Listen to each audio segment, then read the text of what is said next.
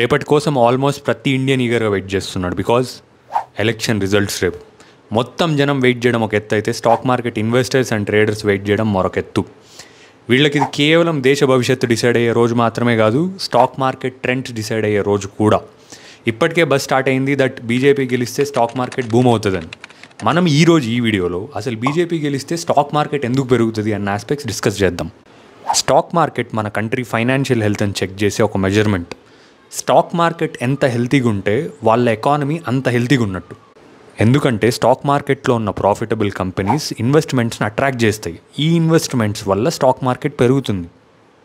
ఇప్పుడు BJP government form చేస్తే stock market పెరగడానికి గల రీజన్స్ డిస్కస్ చేద్దాం. First reason political stability. ఎప్పుడు కూడా ఎలక్షన్ రిజల్ట్ రోజు ఆర్ తర్వాత స్టాక్ మార్కెట్ పెరగడానికి పొలిటికల్ స్టెబిలిటీ అంటే రూలింగ్ పార్టీ తిరిగి అధికారంలోకి రావడం చాలా ఇంపార్టెంట్. ఎందుకంటే వీళ్ళు ఈ 5 years ఎటువంటి ఎకనామిక్ పాలసీస్ ఫాలో అయ్యారో ఇన్వెస్టర్స్కి ఒక ఐడియా ఉంటుంది కాబట్టి, అండ్ వీళ్ళు తిరిగి అధికారంలోకి రావడం వల్ల వీళ్ళ పాలసీస్లో కంటిన్యూయేషన్ ఉంటుంది కాబట్టి ఇన్వెస్టర్స్ ఇన్వెస్ట్ చేయడానికి ఎక్కువ ఇంట్రెస్ట్ చూపిస్తారు. స్టాక్ మార్కెట్ పెరగాలి అంటే ఇన్వెస్టర్స్ కాన్ఫిడెన్స్ చాలా ఇంపార్టెంట్. ఇన్వెస్టర్ నమ్మి స్టాక్ మార్కెట్లో ఎంత ఎక్కువ ఇన్వెస్ట్ చేస్తే అంత ఎక్కువ స్టాక్ మార్కెట్ గ్రో అవుతుంది. ఫర్ ఎగ్జాంపుల్ 2009లో Congress government second time government form అయినప్పుడు జరిగింది ఏంటంటే 15th May 2009 అంటే ఎలక్షన్ రిజల్ట్ ముందు రోజు బ్యాంక్ నిఫ్టీ 5695 పాయింట్స్ దగ్గర క్లోజ్ అయింది. అది Friday. Saturday Sunday market holidays కాబట్టి మండే మార్కెట్ ఓపెన్ అయ్యి క్లోజ్ అయ్యే దగ్గరికి 6776 పాయింట్స్ దగ్గర క్లోజ్ అయ్యింది. అంటే దాదాపు 1000 పాయింట్స్ పెరిగింది. అలానే 2019లో second time BJP government form చేయగానే ఆ ఒక్కరోజే 837 పాయింట్స్ బ్యాంక్ నిఫ్టీ పెరిగింది. సో రూలింగ్లో ఉన్న బీజేపీ తిరిగి గవర్నమెంట్ ఫామ్ చేస్తే స్టాక్ మార్కెట్ బూమ్ అవుతుంది. Second reason BJP pro business policies. BJP right from the beginning prove చేస్తూ వచ్చింది ఏంటంటే ఈ గవర్నమెంట్తో పాటు బిజినెసెస్కి మాత్రమే ఈ దేశంలో ఉన్న ప్రజల స్టాండర్డ్ ఆఫ్ లివింగ్ని పెంచగలిగే పవర్ ఉంది. ఎందుకంటే ఒక మంచి బిజినెస్కు ఎక్కువ మంది ఎంప్లాయీస్ అవసరం పడుతుంది. ఆ డిమాండ్ ఫర్ లేబర్ వల్ల ఎక్కువ ఎంప్లాయ్మెంట్ క్రియేట్ అవుతుంది. ఆ ఎంప్లాయీస్కు కన్సిస్టెంట్గా మంత్లీ ఇన్కమ్ ఉంటుంది. సో దట్ వీళ్ళు ఈవెన్చువలీ పావర్టీ నుండి బయటికి రాగలరు. అందుకు బీజేపీ ఎప్పుడూ ప్రో బిజినెస్ పాలసీస్ని ఫాలో అవుతుంది. అందులో భాగంగా policies like single window clearances, make in India and tax reforms like GST లాంటి పాలసీస్ని తీసుకొచ్చి బిజినెసెస్కు ఫేవరబుల్ ఎన్విరాన్మెంట్ని క్రియేట్ చేస్తారు. సో దట్ ఎక్కువ మంది ఈ ఫేవరబుల్ ఎన్విరాన్మెంట్లో బిజినెస్ చేయడానికి ముందుకొచ్చి ఇండియన్ బిజినెసెస్లో ఇన్వెస్ట్ చేస్తారు. దీనివల్ల స్టాక్ మార్కెట్ ప్రాఫిట్స్లోకి వెళ్తుంది. Next reason infrastructure development. Infrastructure projects like roads, railways, airports, educational ఇన్స్టిట్యూషన్స్ను డెవలప్ చేయడానికి బీజేపీ ఎక్కువ ప్రయారిటీ ఇస్తుంది. 2005 to 2014 మధ్యలో ముందు government 25,000 kilometres national highways construct చేస్తే 2015 to 2024 మధ్యలో BJP 56,000 kilometres national highways construct చేసింది. ఈ ఒక్క ఎగ్జాంపుల్ చూస్తే చాలు వీళ్ళ కమిట్మెంట్ టువర్డ్స్ డెవలపింగ్ ఇన్ఫ్రాస్ట్రక్చర్ ఏంటి అని అర్థమవుతుంది. ఈ ఇన్ఫ్రాస్ట్రక్చర్ డెవలప్మెంట్ వల్ల స్టాక్ మార్కెట్ ఎలా పెరుగుతుంది అనుకుంటున్నారా? వినండి. National highways, railways, educational institutions construct చేయడానికి సిమెంట్, స్టీల్, ట్రాన్స్పోర్ట్ లాంటి చాలా ఎలిమెంట్స్ ఎక్కువ కావాల్సి వస్తుంది.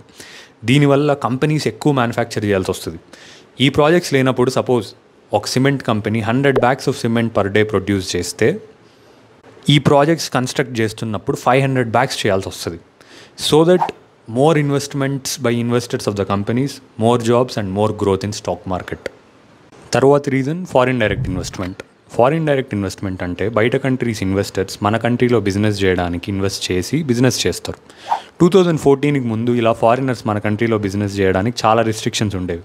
బీజేపీ 2014లో గవర్నమెంట్ ఫామ్ చేసిన తర్వాత ఈ రిస్ట్రిక్షన్స్ని రిలాక్స్ చేస్తూ వచ్చారు. ఫర్ ఎగ్జాంపుల్ 2014కి ముందు ఇన్సూరెన్స్ సెక్టార్లో ఎవరైనా ఫారినర్ బిజినెస్ చేయాలంటే కేవలం 26% మాత్రమే బిజినెస్లో ఇన్వెస్ట్ చేయగలరు. బట్ ఇప్పుడు 100% ఇన్వెస్ట్ చేయొచ్చు.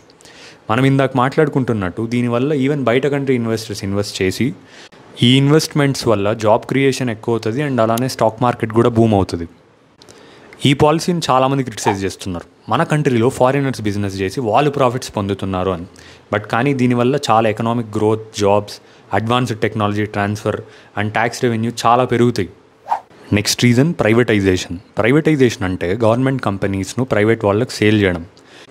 ఇలా గవర్నమెంట్ ఎందుకు చేస్తుంది అంటే మనం చూసే ఉంటాం, దాదాపు ఎక్కడ గవర్నమెంట్ రిలేటెడ్ థింగ్స్, యాక్టివిటీస్ ఉంటాయో అక్కడ కరప్షన్ ఉంటుంది. అలానే దాదాపు గవర్నమెంట్ ఎంప్లాయీస్లో ఒక లేజినెస్, పని చేసినా పని చేయకపోయినా మాకు శాలరీస్ వస్తాయిగా, మేము ఎందుకు పని చేయాలి అని. ఇలా ఉన్న కంపెనీస్ను అండ్ లాస్ మేకింగ్ కంపెనీస్ను గవర్నమెంట్ రన్ చేస్తూ కరప్షన్ ఎందుకు ఎంకరేజ్ చేయాలి, ప్రైవేట్ వాళ్ళకి సేల్ చేస్తే వాళ్ళు ప్రాఫిట్స్లోకి తీసుకొస్తారు, కంపెనీను అన్న ఉద్దేశంతో ప్రైవేటైజ్ చేస్తారు. బీజేపీ ప్రైవేటైజ్ చేయడానికి ఎందుకు అంత ఇంక్లినేషన్ చూపిస్తుంది అంటే రాకేష్ జుంజున్వాలా గారి మాటల్లో మీరే వినండి. बैंक एक थ्योरी बोलते कि सारी पीएसयूज का प्राइवेटाइजेशन होना चाहिए. प्लीज कल नहीं, आज नहीं, अभी नहीं, अब भी गुड.